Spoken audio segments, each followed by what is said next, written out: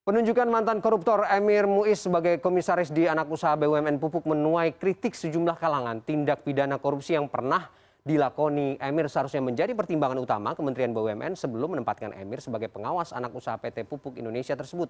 Bagaimana memahami kasus ini? Adakah celah dalam regulasi atau longgarnya evaluasi? Kita bahas lebih lanjut dengan narasumber yang sudah terhubung melalui sambungan Zoom dari luar studio, Wakil Koordinator Indonesia Corruption Watch ICW Agus Sunaryanto. Selamat sore Mas Agus. Selamat sore, Mas. Ya, sehat ya Mas ya?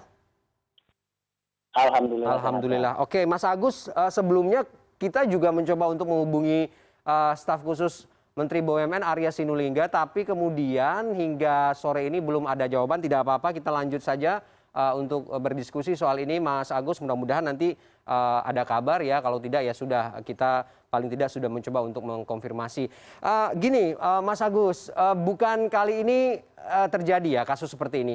Para mantan koruptor justru mendapat sebuah quote and quote apresiasi dan juga prestasi dengan ditunjuk menjadi komisaris di BUMN. Apa catatan Anda soal ini?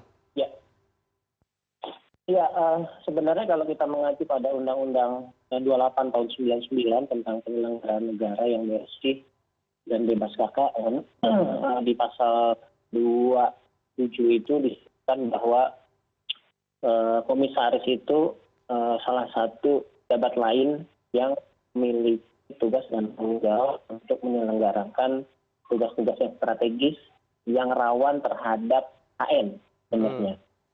Nah, tentu sangat ironis kemudian jabatan tersebut diisi oleh mantan napi koruptor gitu.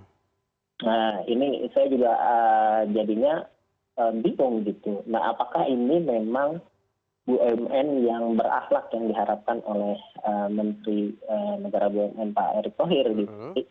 Menurut saya memang seharusnya kalau kita punya komitmen terhadap penyelenggaraan negara yang bebas dari korupsi, kolusi dan nepotisme, menurut saya Pak Erick Thohir harus segera memberhentikan yang bersangkutan sebagai posisi komisaris, karena bagaimanapun ini menjadikan image BUMN kita menjadi sangat buruk. Apalagi ini kan jadi kontrak berikutnya ya setelah ramai kemarin dikritisi oleh banyak lembaga negara, bahkan misalnya KPPU, Ombudsman, kemudian Komisi Aparatur Sipil Negara, bahwa banyak direktur komisaris BUMN yang tangkap jabatan di berbagai posisi gitu, baik itu di kementerian ataupun di perusahaan-perusahaan gitu. Jadi menurut saya ini kalau memang Erick komitmen terhadap penyelenggaraan negara yang bersih, bebas korupsi, ya harus segera memberhentikan gitu. Karena menurut saya cukup banyak anak bangsa ini yang memiliki kapasitas yang mungkin lebih baik dari Pak Emir Muiz ya. Kan berarti kemudian saya tidak menghargai Pak Emir gitu ya, tapi bagaimanapun posisi Pak Emir pernah dipercaya, pernah diamanatkan sebagai pejabat publik, sebagai anggota DPR, tapi kemudian dia mengkhianati, pada akhirnya kemudian dihukum karena menerima suap.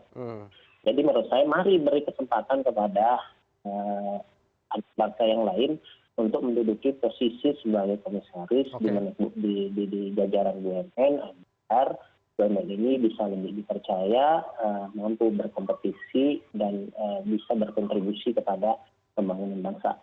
Saya seperti itu. Oke, Mas Agus, ada juga yang berkomentar gini, kan perilakunya, apa yang dia kerjakan, tindakan koruptor atau korupsi yang dia lakukan sudah terbayar dengan hukuman. Ini masih jadi persoalan atau bagaimana? Ya, menurut saya lebih pada soal etis atau tidak ya. Kalau bicara hukum dia sudah membayar. Nah, bicara soal etika, menurut saya ini melampaui dari soal persoalan hukum gitu. Karena yang bersangkutan sudah jabat gitu. Lagi-lagi ini juga soal trust. Soal trust masyarakat kepada bangsa ini gitu, kepada negara ini. Apakah punya komitmen atau tidak. Nah, ini juga bicara soal efek kira terhadap para pelaku korupsi. Bahkan ketika dia sudah bayarnya, maka seharusnya masyarakat bangsa ini juga bisa memberikan efek jerah yang lebih terhadap itu, paling tidak secara etik dia harus juga memberikan, masyarakat juga harus memberikan sanksi termasuk penyelenggara negara. Oke. Nah, menurut saya BUMN itu seharusnya juga menetapkan standar seleksi yang sangat ketat. Masa kalah sih sama calon pegawai negeri sipil, masa kalah sih sama ASN ataupun rekrutmen lembaga-lembaga kuasi negara yang sebenarnya sudah mensyaratkan agar para calon secara administratif tidak boleh misalnya untuk menjadi calon PNS. Nah, posisi komisaris itu kan posisinya sangat penting. Dia ikut mengawasi.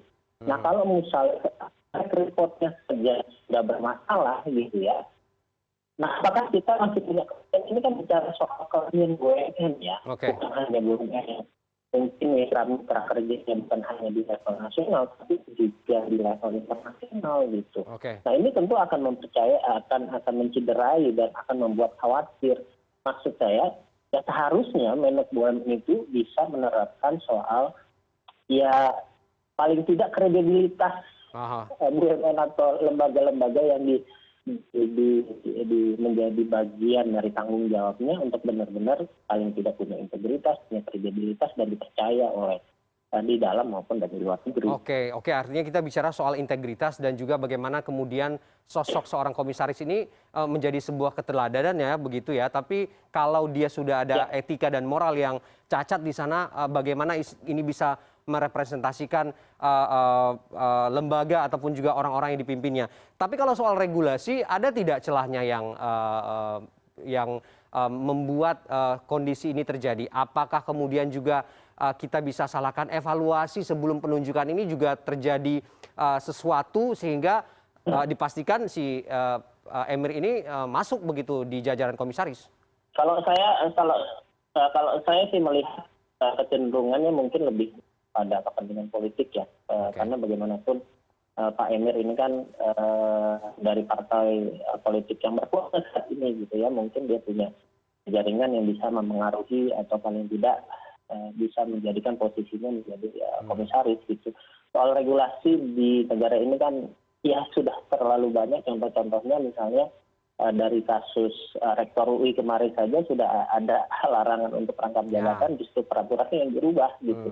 Nah, menurut saya kalau kita lagi-lagi mau menerapkan etika bisnis yang baik gitu ya, menurut saya ya kredibilitas institusi BUMN ini ya harus dijaga gitu. Kepercayaan terhadap publik, kepercayaan terhadap mitra kerjanya itu harus dipercaya dan harus dimulai dari hal-hal yang seperti ini, dari posisi komisaris yang sangat strategis ini ya harus ditempatkan, kemudian proses seleksinya juga harus lihat rekam calon yang benar-benar punya track record yang baik, bukan hanya sekadar kapasitas ya, tapi juga punya track record yang baik gitu. Sekali lagi, masa kalah sih sama rekrutmen CPNS yang sudah jelas-jelas melarang bahwa tidak boleh misalnya mantan napi gitu yang pernah dipidana gitu. Jadi ya dari hal yang sepele menurut saya itu harus diingatkan kembali kepada paling tidak banyak BUMN ini. Jadi lagi-lagi untuk menciptakan BUMN yang berakhlak, jangan hanya sampai berhenti di berakhlaknya saja. Berakhlak itu kan perbuatan. Mungkin kalau kita mau tambahkan akhlak yang karimah gitu, akhlak yang mulia gitu, benar-benar BUMN punya mulia itu ya artinya dia amanah, dipercaya oleh publik dan oleh klien-kliennya. Gitu. Oke, artinya secara regulasi Permen ini juga tidak ada yang bermasalah ya, tidak ada yang keliru, jelas begitu kalau secara aturan memang tidak ada persoalan soal pengangkatan ini di level direksi-direksi ini. Ya.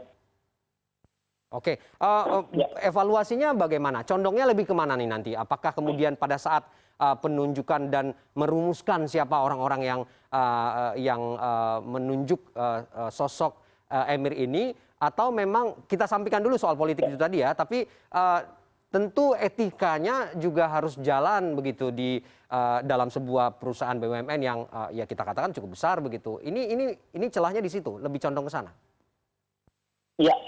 Ya, menurut saya gini, pada awal-awal Pak Jokowi itu melakukan rekrutmen pejabat-pejabat publik, misalnya menteri dan lain-lain, itu kan sering melibatkan institusi lain ya, KPK pada saat itu, walaupun kemudian sekarang tidak dilibatkan lagi. Nah, menurut saya sekarang harus bisa dimulai lagi, misalnya Menek BUMN ya, ketika mau melakukan seleksi, bisa saja melibatkan atau meminta masukan dari Komisi Aparatur Sipil Negara.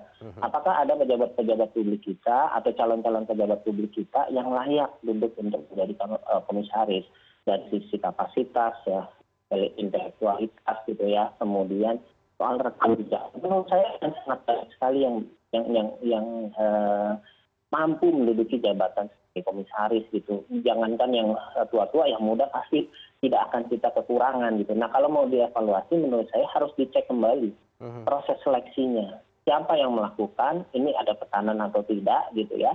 Nah, ini yang harus dievaluasi prosesnya. Oke. Nah, ini bicara lagi soal institusi BUMN itu kan institusi yang profesional gitu ya, karena bisnis oriented, maka harus juga dikelola secara profesional, termasuk orang-orang yang duduk di jabatan-jabatan direktur atau komisaris ya harus juga diseleksi secara profesional, jangan ada kepentingan politik di situ. Oke, singkat saja, masih bisa digugat? Menurut saya masih bisa digugat ya, publik ya tetap harus meramaikan persoalan ini gitu ya. Kalau kita punya komitmen terhadap pemberantasan korupsi, ya publik harus ramai-ramai menyatakan kepada manajemen BUMN, bukan hanya dalam kasus jabatan-jabatan komisaris yang saat ini diisi oleh mantan terpidana korupsi gitu ya, tapi soal rangkap jabatan ya tetap harus disuarakan kepada publik, karena ini Komisi Aparatur Negara termasuk KPPU sudah menyatakan bahwa itu bisa memboroskan keuangan negara, juga termasuk merusak persaingan usaha. Jadi menurut saya BUMN harus banyak. Kalau publik saya tidak didengar. Oke, kita tunggu ya apakah kemudian ini akan menjadi. Mari kita buka ruang lah untuk dialog seperti itu.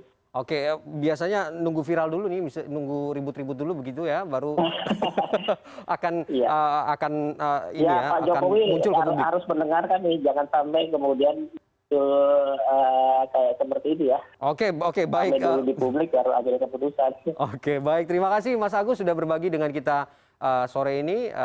Assalamualaikum.